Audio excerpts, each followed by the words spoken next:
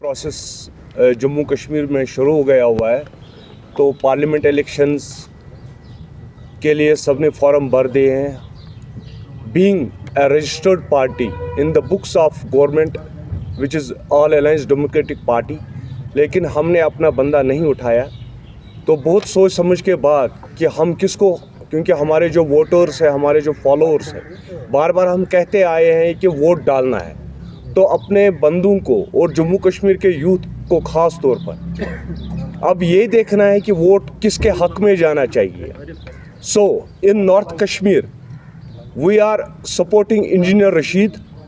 All alliance democratic party is supporting engineer Rashid in north, and in centre we are supporting Qazi Dr. Qazi Ashraf Sahab. He is on the left side of me. He is a renowned onco surgeon. तो अपने जितने भी बंदे और जम्मू कश्मीर का जितना भी youth है, उनसे रिक्वेस्ट है कि एक बार अपने ज़मीर को टटोलें और ये देखें कि जम्मू कश्मीर की बात कौन उठा रहा है, उनको वोट दे। क्योंकि जब हमसे हमारा 35 और 370 छीना गया तब भी पार्लियामेंट मेंबर्स थे। जब वो तब कुछ न कर पाए, आप क्या करेंगे इलेक्शन लड़के।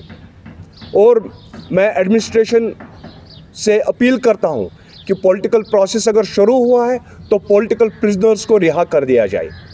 That is my request to them about the third, that we will let you know if we find anyone genuine जो रियलिटी में दिल से उठा हो जम्मू कश्मीर के यूथ की बात करने के लिए, जम्मू कश्मीर की बात करने के लिए, who is able to talk in the parliament on behalf of Jammu and Kashmir, जो इक़्तिदार पसंद ना हो, जिसको कुर्सी ना चाहिए हो, जो को दिल से चाहता हो कि मैं पार्लियामेंट में पहुंच के जम्मू कश्मीर के बच्चों की बात करूं, जम्मू कश्मीर की बात करूं, जो हमसे छीना गया उसकी बात करूं, जो जम्मू कश्मीर के टुकड़े किए गए उसकी बात करूं।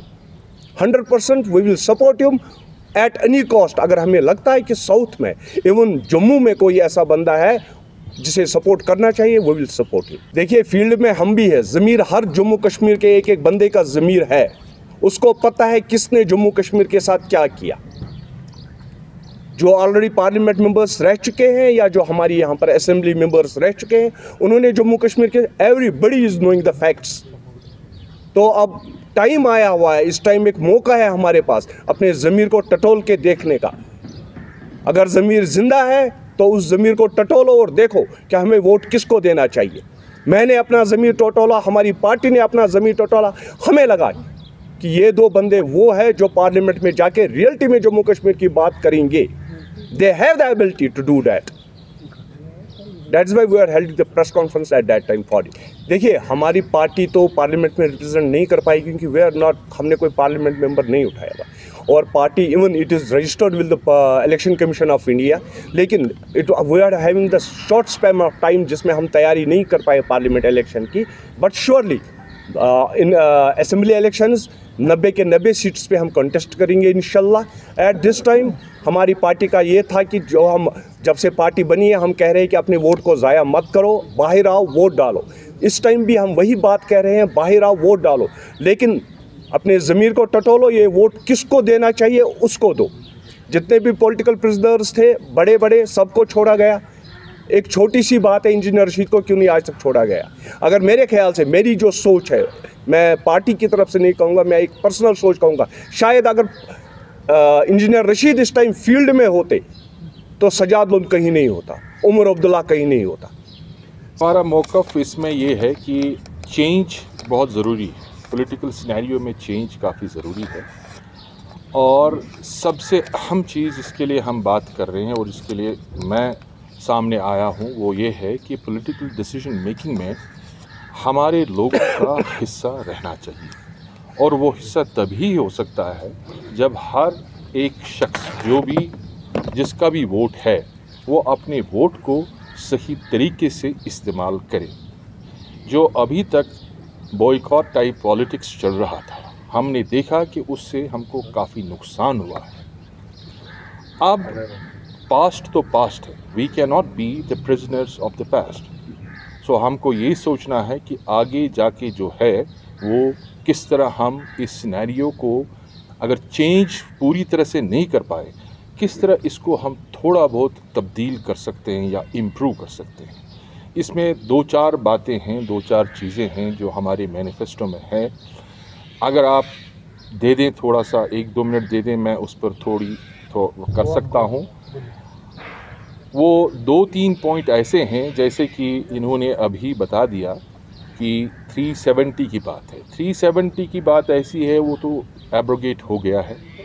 अब उसको वापस लाने का मेरे ख़्याल में कोई चांस नहीं है। लेकिन हम ये सवाल कर रहे हैं, और जब हम आगे जाएंगे हम ये बात ज़रूरी उठाएंगे कि अभी तक हिंदुस्तान की 11 रियासतों में 371 जो कि एक्चुअल सेंस में 35A है, उसको इम्प्लीमेंट किया गया 1963 के बाद। और उनमें कुछ ऐसी रियासतें ऐसी हैं जिनका सिर्फ एक लोकसभा मेंबर रह चुका है। हमारी रियासत के अभी तक 6 लोकसभा मेंबर रह चुके थे 70 साल से 75 साल से, लेकिन अभी तक ये कॉन्स्टिट्यूशनल गारंटी हमारे पार्लियामेंटेरियंस, इन्होंने ये ऑन रिकॉर्ड है पार्लियामेंट के रिकॉर्ड्स में कि कभी भी इस पर कोई क्वेश्चन अभी तक हुआ नहीं है, उठा नहीं है। अभी 370 जब एब्रोगेट हुआ तो ऑटोमेटिकली ये डायरेक्टिव भी एब्रोगेट हो गया 35A। 35A बदकिस्मती की बात है, 35A अभी तक कोई आर्टिकल भी नहीं था। हो गई एक बात। दूसरी बात, जो यहाँ पर जो यूथ में जो प्रॉब्लम आ रही है इस वक्त, ड्रग एडिक्शन का ख़तरनाक एक ये हुआ है। कम से कम एदाद-ओ-शुमार के मुताबिक 16 लाख से ज़्यादा बच्चे जो हैं वो इस वक्त ड्रग एडिक्शन में मुबतला हैं, जिसमें कम से कम सुनने में आया है कि 6 लाख से ज़्यादा बच्चियां हैं।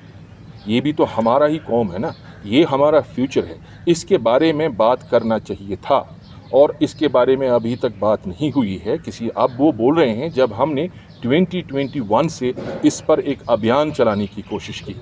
अच्छी बात है, अगर ये कोई भी इनमें से कामयाब हो जाए तो वो पार्लियामेंट में इसके बारे में बात करेंगे और हम समझेंगे कि ये हमारी कामयाबी है, क्योंकि वो भी हमारे ही लोग हैं। हमारे लोगों के बारे में बात हो जाए, वो हमारे लिए वही हमारी कामयाबी है। इलेक्शन जीतना और हारना उतना इम्पोर्टेंट नहीं होता है जब एक मैसेज की बात होती है, जब एक इनकलाब की बात होती है।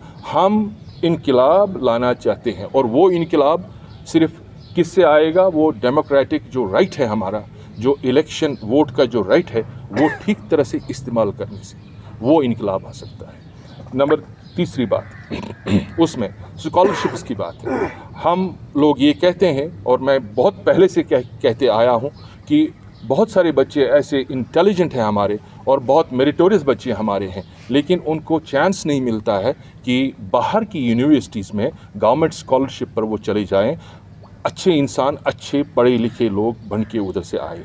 देखिए, अगर एक साल में हमारे कश्मीर से 10 बच्चे वेस्ट और एलाइड यूनिवर्सिटीज़ में जाके पढ़ाई हासिल करते हैं, वापस आते हैं, 5 साल के 10 साल के बाद आपके पास कम से कम 100 लीडर्स होंगे। तो हमारा पॉइंट है कि लीडर्स को प्रिपेयर करना है। लीडर वो नहीं होता है जिसके पीछे लोग आएंगे और नाराबाजी करेंगे। हमारा ये मानना है कि लीडर्स को तैयार करने के लिए उस किस्म के इक़दामात हमको करने चाहिए थे जो हमने अभी तक नहीं किए हैं। लिहाजा हम बाहर आए हैं। ये एक उन लोगों की मजबूरी है जो इस वक्त फील्ड में है, उन लोगों की, हमारी कोई मजबूरी नहीं है उस टाइप की। हमको अल्लाह ने रोज़गार दिया है। हम बात करने आए हैं, सच की बात करने आए हैं, लोगों के साथ बात करने आए हैं। अगर लोगों को पसंद है, अगर लोग समझते हैं कि ये बात सही है, तो ज़रूर मुझे लगता है कि लोग आगे आएंगे। और बहुत सारे पढ़े लिखे जो लोग हैं जो पीछे बैठे हैं इस वक्त मेरी तरफ देख रहे हैं कि ये क्या करेगा, हम फिर देखेंगे। और मुझे उम्मीद है ज़रूर